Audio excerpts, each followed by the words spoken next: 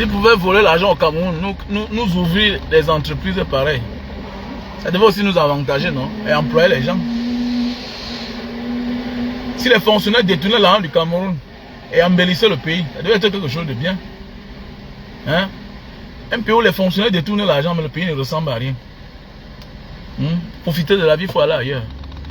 Compliqué quand même. Hein? Ah oui, service rapide. Alors,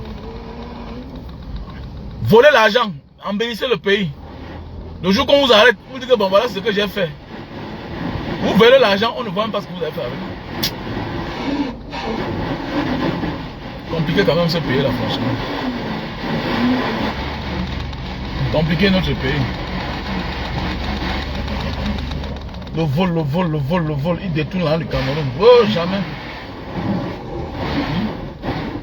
Ouvrez-nous les manèges, pour que les enfants au moins soient épargnés. Hein? Créez les manèges, ouvrez les manèges. Voilà, n'ouvrez pas seulement les bars, les snacks. Hein? On veut avoir une jeunesse émancipée. Mais c'est quelle jeunesse, c'est quel jeune qui ne profite pas de sa jeunesse, qui ne sera pas sous là. Alors, un jeune qui n'a pas profité de sa jeunesse, mon ami, c'est un jeune qui a une direction au bar, qui va finir qu'au bar, dans le Matango Club. Ah oui, simple comme bonjour.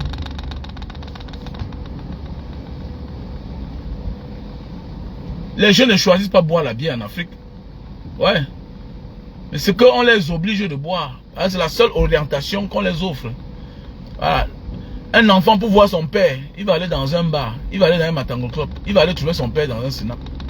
Alors, un enfant connaît que je veux voir mon père, il m'en veut que dans un snack. Automatiquement, pour finir, il se retrouve lui-même un ivrogne.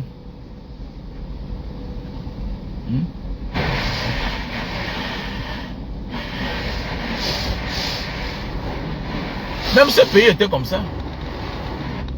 Même ce pays était comme ça. Mais au fil des années, ils sont en train d'éradiquer la corruption tous les jours, tous les jours. La corruption ne finit pas, oui, mais quand même ça diminue. Ça diminue.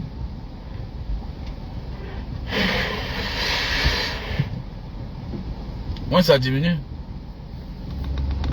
On dit d'embellir notre pays, les gens refusent.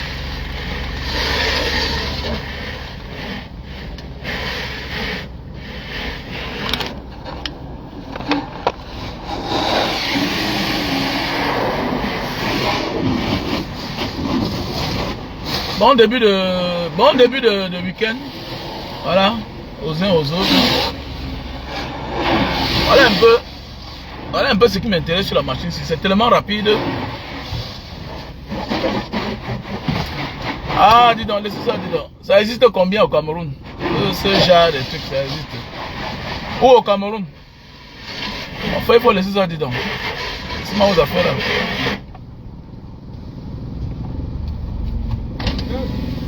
Il est neutral. Neutral.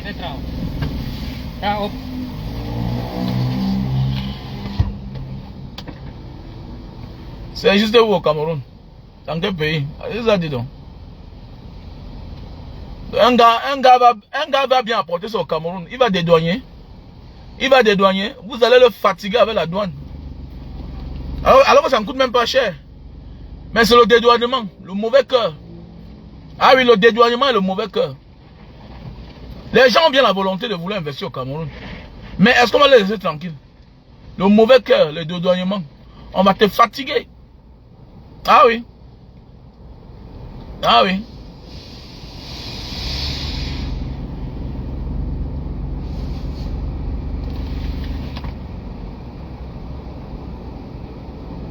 Ah, mon frère, calme-toi. C'est quel pays? Tu parles de quel pays? Tu parles de quel pays, Christian? Tu parles de quel pays? Que dans 95% des stations Total. Tu parles où là? Dans quel pays? Tu parles de quel pays que moi je connais? Tu parles de quel Total? Total Makepe? Total Bonamou Sadi? Total Denver? Tu parles d'où? Tu rêves ou quoi?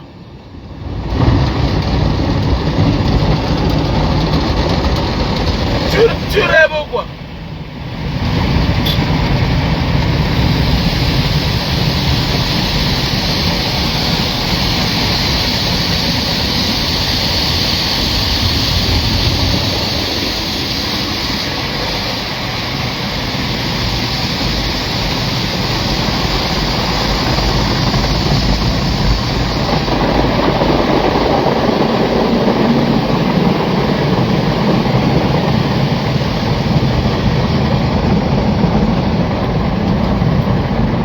Celui qui a l'une des plus grandes laveries du Cameroun, il est ici actuellement. Laverie premium, en Dogbon là-bas. Il a acheté tout ici là. La donne l'a fatigué, alors qu'il voulait ouvrir ça dans plusieurs villes. Voilà l'autre qui sort. Il y a ça en Italie, on parle du Cameroun. Oh. Oh, pourquoi vous les Camerounais êtes comme ça, non? On parle du Cameroun, tu ne parles de l'Italie. Hein? Oh, oh. C'est un Camerounais, ça vaut pas la peine. On parle du Cameroun, on parle de notre pays. Nous, on veut ce qui est bien dans notre pays. On veut ce qui est bien. Ça embellit le pays, en fait. Il y a des choses dans la vie qui embellissent un pays. Nous, on n'a pas.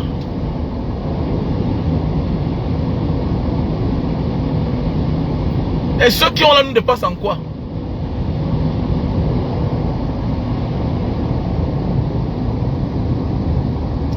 Est-ce que ceux qui ont là nous dépassent en quoi? Est-ce que nous aussi on ne mérite pas les bonnes choses? Nous aussi on mérite les bonnes choses, non? Basta.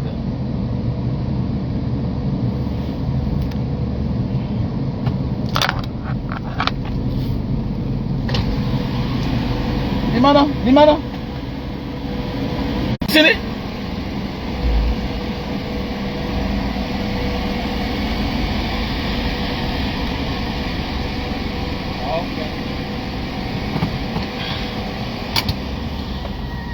Pour ceux qui disent que le changement c'est pas pour que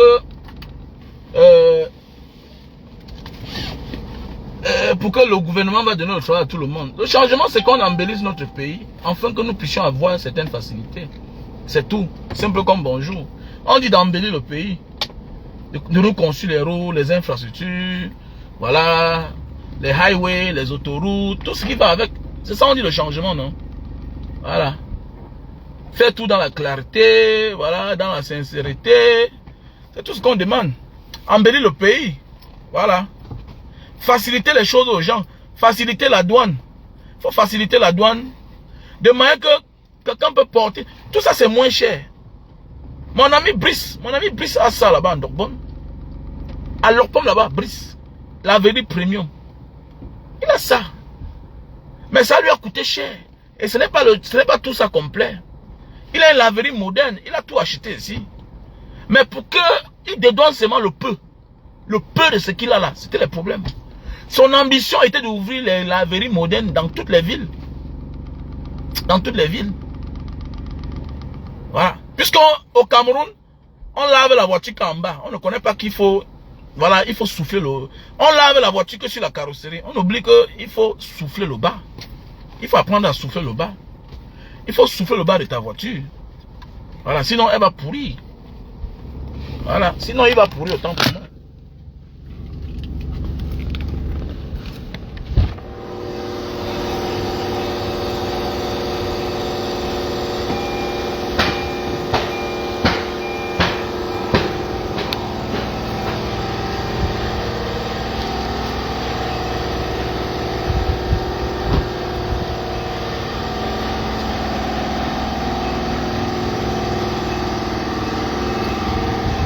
Une cabine comme ça peut coûter combien?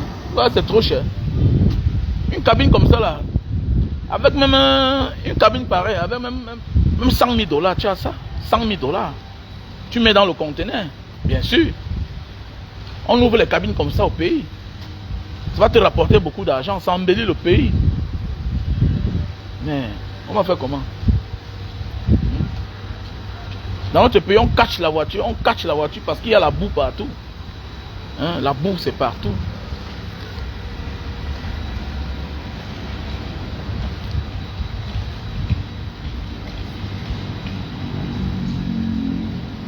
Nous devons développer notre pays. Pourquoi si notre pays est développé, on va passer le temps à rester dehors, à partir chez les autres? Pour faire quoi là-bas? Eh mon frère, on va ailleurs juste parce qu'on va chercher ce qu'on n'a pas chez nous. C'est pas tous les Camerounais qui ont les problèmes d'argent. Hein. Voilà. Mais tous les Camerounais manquent d'infrastructures. C'est clair. Pourquoi tu veux voir ma voiture? Tu veux voir ma voiture pourquoi? C'est pas tous les Camerounais qui ont les problèmes d'argent. Il y a des Camerounais qui n'ont pas de problème d'argent. Mais tous les Camerounais manquent de bien-être, l'épanouissement, voilà.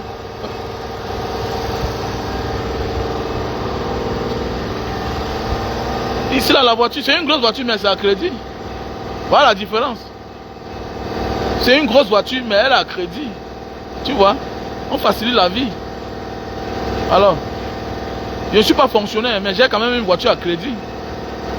Voilà la différence entre le Cameroun et les pays qui offrent les opportunités. Voilà ça. Voilà, on ne cherche pas à savoir si tu es indonésien ou pas. Il suffit que tu aies un citoyen normal qui respecte les conditions, voilà, du pays et qui a des revenus. Tu prends une voiture à crédit, on te donne. Tant pis. Les gens oublient que le crédit est bien que pour... Non, non, le crédit est bien pour toi qui prends le crédit. Mais c'est aussi un danger. Voilà. Si tu es en faillite, l'entreprise vient seulement récupérer sa voiture. Terminé. On coupe ce qu'on a coupé. Hein, on te donne. Et tu perds la voiture, tu perds ton argent.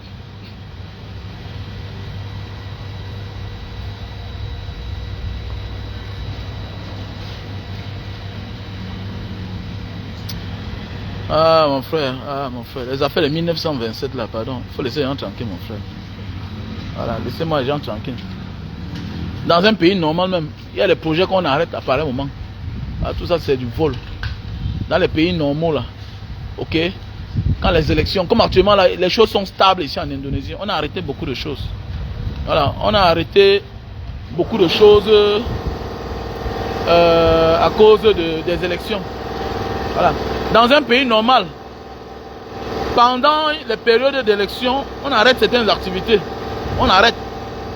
Voilà. Comme actuellement, là, c'est les élections. Certaines choses s'arrêtent jusqu'à ce que le prochain président prête segment. Voilà. C'est tout.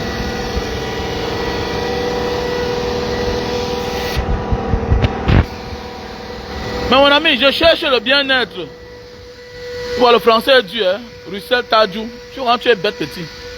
Tous les Camerounais manquent d'infrastructures. Tous les Camerounais recherchent le bien-être. Mais ce n'est pas tous les Camerounais qui souffrent. Ah, tu comprends? Voilà. Chacun veut être propre. Ce n'est pas tous les Camerounais qui dorment affamés. Ok? Ce n'est pas tous les Camerounais qui dorment affamés. Mais tous les Camerounais recherchent ce qu'on appelle le bien-être. Je recherche un environnement... classe, voilà, chaque Camerounais recherche ça. Voilà pourquoi chaque Camerounais veut voyager. C'est pas tous les Camerounais qui voient pour chercher la honte dehors. Si toi et moi on est pauvres, c'est pas tous les Camerounais qui sont pauvres. Ah, tu vois un peu. C'est pas tous les Camerounais qui sont pauvres. Désolé.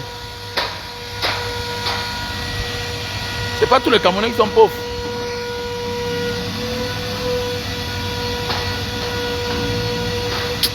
Ah, mon frère, Nganou Djoumessi, mon frère, c'est les gens qui ont gâté le pays. En fait, ils respectent la politique d'un homme. Terminé. Voilà. Si quelqu'un travaille mal et que tu l'as nommé et qu'il est toujours là, ça veut dire que c'est toi qui travailles mal. Donc arrêtez ça. Alors, comme ça, vous commencez. Tu ne peux pas nommer quelqu'un et que les choses ne marchent pas. Il est toujours là. Ça veut dire que c'est toi le problème. On nomme quelqu'un qui respecte notre politique. En politique, c'est ça. Un chef d'État nomme celui-là qui fait sa politique, qui applique sa politique. Ok? C'est ça. Donc, si Nganou Djoumessi ne travaille pas bien, ça veut dire que le problème, c'est Paul Biya. Comme a dit l'adjoint au maire RDPC. Si l'homosexualité n'est pas sanctionnée au Cameroun, le problème, c'est Paul Biya. Parce que lui-même, tous ses ministres sont les homosexuels. Voilà. Ils se cassent les derrière. C'est ça le problème. Voilà. L'exemple vient d'en haut. Voilà. L'exemple vient d'en haut.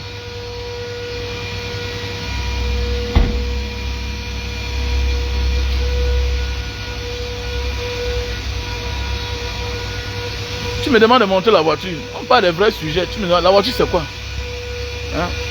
La voiture c'est quoi? Je vais te montrer ma voiture. Ça va devenir un autre débat. Maintenant, tu vas définir ma réussite à la voiture. Non. Il faut penser à tes enfants. Il faut penser à où tu vas dormir. Voilà. Il faut penser à ça. faudra penser à avoir une femme. Moi, je suis un père. Malgré mon âge, je suis un père. Je me comporte comme un père. Voilà pourquoi je consulte la sagesse et les ancêtres. Voilà, je ne définis pas ma vie à une voiture. Parce que le temps, j'ai compris que ça va se démoder, mais le terrain prendra de la valeur. Voilà. La voiture perd la valeur. Elle perd la valeur.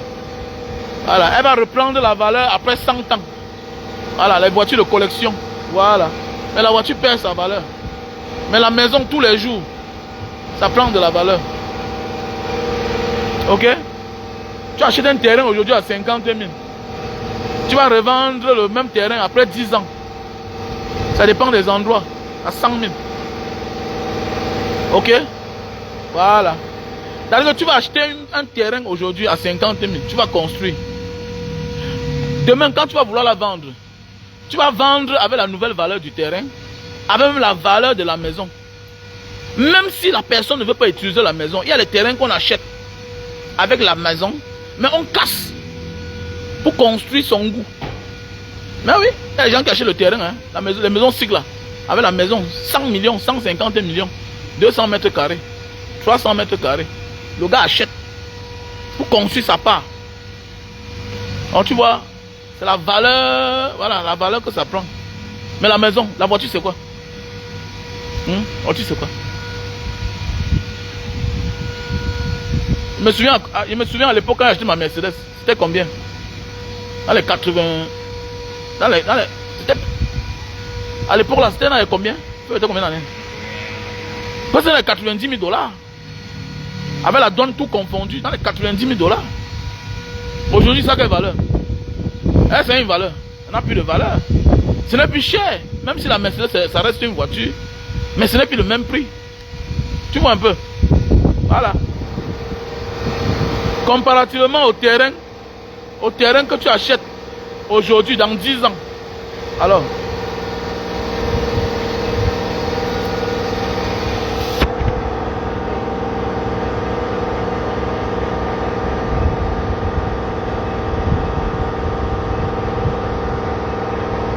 bon, je vais te bloquer. Je vais te bloquer. Marcel, je te bloque. Je supprime ton commentaire et je te bloque.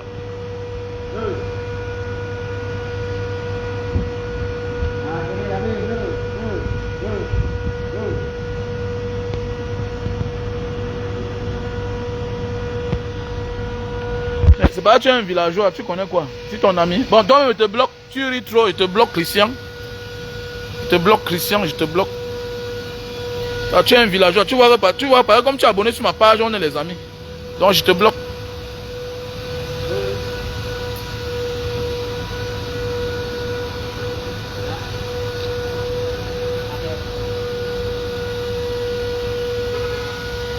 Je te bloque. Yeah, thank you. Arga berapa? Le matin, quand Samuel Eto'o va dire qu'il a acheté la voiture à 500 millions, tu vas monter tes dents. Donc pour toi, tu penses que Samuel Eto'o est le seul qui est riche?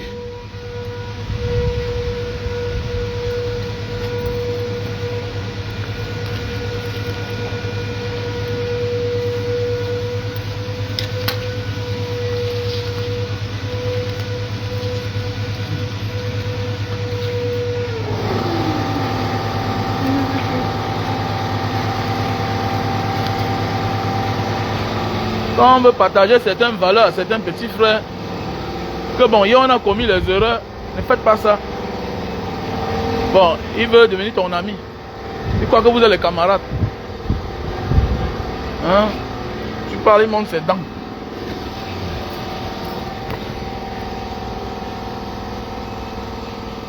Même toi, un petit ami, je te bloque toi-même. Je ne les bloque pas pourquoi? C'est ta page. On l'a créé ensemble. Hein? J'ai créé ma page Facebook avec toi. Hein, mon ami? Essaie de créer ma page Facebook avec toi. Je dois te bloquer. Même toi, je te bloque. Je ne te prie pas pour te bloquer. Et je te bloque. Ok? Voilà. Si tu m'apprécies pas, il te bloque. Au lieu de dire que je suis chaud, voilà, je suis mignon. Voilà, il faut me draguer, draguez-moi.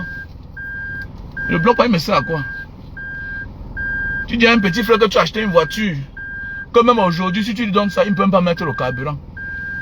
Il monte ses dents. 90 000 $. Il y a ceux qui ont acheté ça avant, même à 100 000 $. Va à Globoto, tu demandes le prix de ça, le neuf. Va à Globoto, le neuf de ça. Ça coûte combien? Maintenant, va demander maintenant le prix de ça, de l'autre qui est sorti. Ça combien ça coûte? Chaque voiture qui est nouvellement sortie coûte cher. Maintenant, quand on dit à un petit frère que non, mets la voiture de côté. Cherche ton terrain, tu construis. Nous, on a commis les erreurs hier. Alors, mais tu vas voir, il monte ses dents. Bon, ça veut dire que bon, ça n'intéresse pas, tu le bloques. Quand on dit à un petit que bon, au lieu d'acheter le terrain à 50 millions, construire la maison pour habiter dedans, à 100 millions et plus, l'argent là, tu construis tes appartements, tu prends un appartement, tu habites dedans, en attendant avoir un autre argent un jour pour construire ailleurs. Ne fais pas les erreurs là. Sinon, ça va t'essouffler, ça va t'épuiser. Si tu ne veux pas comprendre aujourd'hui, ce que tu n'as rien compris. C'est les expériences de la vie. Comment tu peux construire une maison sur 600 mètres carrés pour habiter dedans, toi seul, avec ta femme et tes enfants? C'est normal. Alors que tu as moins de 30 ans. Tu as moins de 30 ans. Tu as encore la force pour chercher l'argent. Comment tu peux construire une grande maison? Comment tu peux construire une grosse maison sur 600 mètres carrés? C'est les expériences qu'on partage avec certains petits frères. Oh, le grand là, mais on te donne un secret. 150 millions là, 200 millions là que tu as construit la maison pour habiter dedans, toi seul. Ça te construit un immeuble. Et dans l'immeuble là, tu as une seule chambre que tu as pris. Hein? Tu as une seule chambre que tu as pris. Bien, tu as ton appartement que tu as pris, tu habites dedans, tranquillement. Maintenant, le temps pour toi d'avoir la force et que le quotidien tu peux gérer. Parce que tu as déjà quelque part où tu peux percevoir peut-être 1 million par mois, peut-être dans 5 appartements de 200 000, ou bien dans 6 appartements de 200 000. Mais oui, c'est de ça qu'il s'agit. C'est-à-dire, ne commence pas ta vie vers la fin. Voilà, commence ta vie par le commencement. Voilà. Ne commence pas ta vie vers la fin. Construis une grande maison de 100 millions, 200 millions pour habiter dedans seul. Alors qu'on n'a pas de source de revenus. C'est une erreur. C'est une erreur. Et c'est ce qu'on partage avec les gens ici. Alors, c'est ce que chaque jour on partage. On dit au petit, faites attention. Puisque la maladie peut te prendre un jour, tu vas vendre ta maison. Mais oui. Nous on connaît, on a connu des amis qui ont vendu la maison. Hein. Ah oui. Je connais un ami qui avait une maison de près de 250 millions. Il a vendu cette maison pour se soigner et aller acheter une autre maison ailleurs. Tu vois un peu. Pourquoi? Parce que la famille voulait le tuer. La famille voulait le tuer à la maison et il était malade. La maison qu'il a vendue à 300, la maison qu'il avait conçue à 300 millions là, avait peut-être 4 voitures. Il a fini par revendre la maison là à 200 millions de francs CFA. Voilà. Aujourd'hui quand même il s'est soigné. Donc voilà un simple petit exemple. Aujourd'hui il en a pris conscience. Il a compris que non. Hier j'ai commis les erreurs. Voilà pourquoi on partage ici avec vous. C'est ça. Voilà. Il ne sert à rien d'acheter un terrain bien placé dans un grand quartier. Au lieu d'exploiter ton terrain, tu peux d'ailleurs faire comme un milliardaire. Tu construis une grosse maison sur 400 mètres carrés. Tu habites dedans. C'est quoi? C'est pas une erreur. Tu n'es pas normal. Et tu es le seul qui est la source de revenus. Ça veut dire que tu es un homme d'affaires. Voilà. Et c'est quand tu as une activité que tu peux produire. Tu vas faire comment? Imagine que la maladie te frappe. How you can do? Imagine que tu tombes malade. Une maladie te frappe. Tu vas faire comment? Explique-moi. Tu vas faire comment si une maladie te frappe? C'est pour dire qu'il faut prendre conscience. Voilà, la belle vie coûte cher. Voilà. La belle vie coûte vraiment cher. Les gens pensent que construire une maison, si tu construis une maison de 200 millions, l'entretien de ça c'est combien? Voilà, c'est ça le problème. Quand tu construis une maison de 200 millions, est-ce que tu peux vivre dedans toi seul? Tu ne peux pas. Il te faut le gardien. Voilà, la lumière coûte cher. Voilà, c'est les frigos, les congélateurs que tu as à la maison. C'est une vie élevée. Alors que les mêmes 200 millions là, si tu ne connais pas faire les affaires, construis ta maison, construis tes appartements, tu mets en location et dans ça, toi-même tu occupes tes 2 chambres, un salon, tu as moins de 30 ans. Voilà, et puis l'autre argent là, à la fin du mois, tu gères le concierge, tu payes, voilà, tu payes ce que tu vas payer. Voilà, c'est déjà une source de revenu pour toi. Au lieu de construire une maison pour habiter dedans toi seul. Voilà. Faut pas faire l'erreur là. Et on vous parle pas, c'est l'erreur qu'on a commis auparavant. Chance qu'on était encore jeune et on en a vite arrangé. Voilà, il faut faire l'erreur. Tu achètes un terrain de 50 millions, tu construis une maison de plus de 100 millions, tu habites dedans. C'est une erreur. Voilà. Pour le faire, sache qu'il faut avoir des revenus. Parce qu'il faut entretenir. C'est des erreurs, il ne faut pas faire ça. Voilà, il ne faut pas faire ça. Puisque ta maison, c'est ta maison. Que ce soit l'immeuble, c'est ta maison. Que ce soit l'hôtel, c'est ta maison. C'est ça le problème. Si tu as l'hôtel, c'est toute ta maison. Voilà. C'est toute ta maison. Ça peut être Dieu, un jour, tu prends une chambre dedans, tu habites. Voilà. C'est toi, tu vas partir oser acheter un terrain de 50 millions, 100 millions, tu construis une maison pour habiter. Comme si la maison là va te rapporter quelque chose. Tu vas bien dormir au départ, mais le moment viendra où tu ne dormiras même plus bien. Tu vas comprendre que tu as commis l'erreur. Faut pas faire ça. Faut pas vous moquer de vos amis qui habitent dans leurs appartements, dans leur maison. Mon gars, le gars est chez lui, hein. Voilà. Et le genre là même, le locataire ne peut pas le déranger. Parce que le bailleur, il habite que là où le bailleur habite. Donc, c'est ça. Il habite que là où il habite avec les locataires. Voilà. Tu vas l'insulter, mon gars. Le gars cherche son argent. Voilà. Il ne paye pas le gardien seul.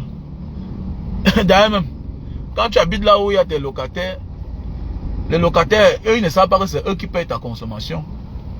Voilà, c'est eux qui payent ton eau, c'est eux qui payent ta lumière. C'est comme ça. C'est eux qui payent le gardien. Comparativement à toi qui vis dans une maison toi seul. Voilà. C'est toi qui payes tout toi seul. Hein. Voilà. Ça veut dire que même si tu as les revenus de 1 million, 2 millions par mois, tu as investi 200 millions sur une maison, 100 000. Mon ami, ta vie coûte cher. Connais que ta maison là seule va prendre presque la moitié de ton argent. Ah oui. Ta maison seule prend la moitié de ton argent. Ça veut dire que tu ne peux rien faire. Voilà. Et si tu le fais en comptant que j'ai l'immeuble, mon gars, ton nez va couler. Hein. Ton nez va couler, les gars. Ton nez va couler. Il faut beaucoup faire attention. Donc c'est mieux de construire ton immeuble, tu habites dedans avec tes locataires. Tu n'as pas un problème. Il va te fuir comment? Comment il va fuir? Ouais. tu prends l'appartement du bas. Tu prends l'immeuble, l'appartement du bas là. Voilà. Ceux qui sont souvent malins, au lieu de construire 2 chambres, un salon, il choisit là, lui-même il va habiter. À la base, il fait ses 3 chambres, un salon. Voilà. Il fait ses 3 chambres, un salon. Parce qu'il faut toujours prévenir que, mon gars, l'argent qui sont de construire l'immeuble là, je ne suis pas sûr un jour de construire encore. Donc tu risques de finir que là, dans l'appartement là. Donc c'est pour dire construire un appartement plus grand, de 3 chambres. Bah tu n'es pas sûr. Voilà. J'en connais plusieurs. Jusqu'à aujourd'hui. Ils ont fini que dans leur appartement, dans leur immeuble. Voilà, parce que la chance que tu as aujourd'hui là, tu n'auras pas ça demain. La chance que tu as aujourd'hui, tu n'auras pas ça demain. Je connais un qui est mort, que la femme était obligée de vendre la maison. Ça coûtait trop cher. Voilà. Une grosse maison. Voilà. Tu n'as pas de source de revenus. Quand on dit source de revenus, la source de revenus est petite par rapport à tes charges, à tes responsabilités. Ça ne veut pas dire qu'il n'a pas de source de revenus. Non. Tu ne peux pas avoir une maison que par mois, et le gardien, la bonne, tout ça, les charges de la maison te reviennent à 600 000 le mois. Et tu as à côté 500 000. Tu ne peux pas t'en sortir. Même si tu as 1 million, c'est petit. Tu vas t'en sortir comment? Tu ne peux pas t'en sortir. Tu ne peux pas. Voilà. La femme a été obligée de vendre cette maison. Et cette maison a changé sa vie. C'est aussi ça le problème. Parfois, le père, là, il est capable de gérer les factures. Voilà aussi ça l'avantage. La femme a vendu la maison à un bon montant. Elle s'est construit notre maison sur un autre terrain. C'est aussi ça dans la vie. Voilà, c'est aussi ça dans la vie. Ah, mais ne construis pas une maison qui va te donner le stress et qui va te tuer. Faut pas faire ça, c'est une erreur. Voilà. Et quand tu sais ce que tu cherches, que tu veux, tu n'écoutes pas les ondits. Voilà, tu mets tout ça de côté. Les gens parlent, ferme tes oreilles. Non, mon frère, il ne connaît pas ta vie, mon frère. Ouais. Tu viens de loin pour avoir honte. Tu n'es en compétition avec personne. Dans l'instant bitam. Voilà. Dans l'instant bitam. Et parfois, là, on n'a pas besoin que les conséquences nous arrivent pour qu'on change notre rythme de vie. Parfois, là, c'est ce qui est arrivé à quelqu'un. On a écouté que quelqu'un a fait ça, oui. Il vous dit ça bien. Voilà. Il vous dit ça. Voilà. Je vous dis. Va voir un gars là, il a comme ça la Mercedes. Il a telle voiture dans une grosse maison. Le gars n'a pas 500 000 de revenus. Le gars, c'est parce qu'il sait qu'il a un 50 millions. Il oublie que voilà ses problèmes. Va tes problèmes comme ça là. Tu vas voir. Et dans tout ça, tu as 30 ans, tu as les petits-enfants. Ben oui, tu as 30 ans, tu as les petits-enfants. Tu ne fais pas les affaires. Tu es mort en guerre. Tu vas lire là. Tu vas lire là, mon frère. Donc, people have to rap sense now. À un moment de la vie, là, on n'a plus besoin de te parler. Toi-même, tu vois que ce que je suis en train de faire là, est-ce que je m'en sortis? Voilà pourquoi il y a des gens qui vivent en location. Hein? Voilà. Il y a des gens que parfois, là, c'est pas l'argent qui manque pour construire une maison, non. C'est parce que dans sa tête, il pense que il va construire une maison digne de son nom, digne de ses moyens. Donc pour cela, je crée d'abord des choses qui vont me rapporter de l'argent. Oui, ça veut dire aussi que il y a aussi les risques. Parce que qui remet à demain trouver parfois malin en chemin. Voilà. Tu peux construire d'abord une petite maison et voir comment tu vas faire après. Ça sert à quoi? Voilà. Il y a certains en disant que oh, je vais construire une grosse maison, je vais construire une grosse maison. Toutes tes activités, tu es en location. Le jour que tu meurs, le bailleur envoie les bandits. On vient casser la boutique, on porte tout. Voilà tes problèmes qui commencent. Voilà, tu avais tout un capital de près de 100 millions, 50 millions. Mais tu étais en location. Parce que tu disais que je dois construire une grande maison. Mon frère, laisse ça. Laisse ça. Achète ton terrain, tu construis tes 2 chambres et un salon, tu mets tes enfants dedans. Laisse ça. La mort n'a pas de rendez-vous.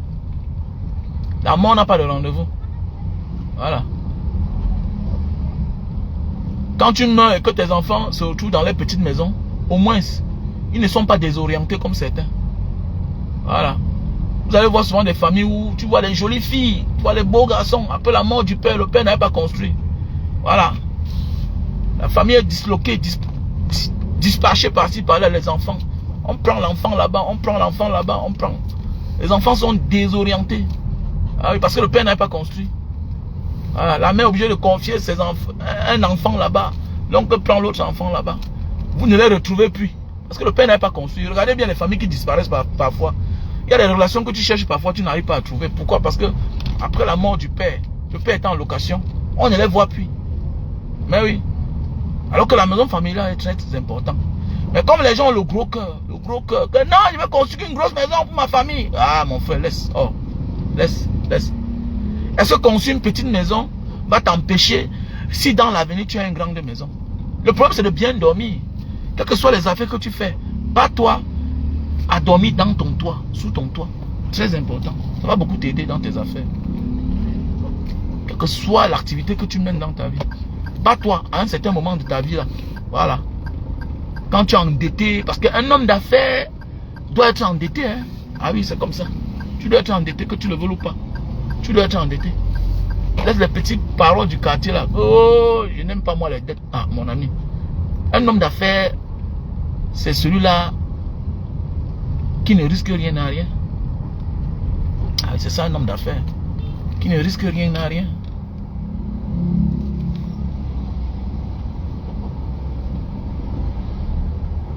Salut Chamba. Comment ma soeur? J'espère que tu vas bien. Bon début de semaine. Bon début de week-end, le temps pour moi, voilà. Qui ne risque rien à rien. Si tu es un homme honnête, ne fais pas les affaires. Si tu es un homme honnête, ne fais pas les affaires. Ah oui. Si tu es un homme qui a pitié, ne fais pas les affaires. C'est les règles de la vie. Quand on dit qu'il a réussi honnêtement, on fait laisse. Il n'y a aucune règle des affaires qui dit que tu dois être honnête. Voilà. Tu dois avoir la confiance des gens. Voilà. Tu dois être honnête avec tes clients. Avec tes clients. Voilà. Mais avec tes créanciers, parfois ils doivent attendre. Voilà. Tu es obligé de prendre parfois l'argent des gens, tu tournes avant de les remettre après.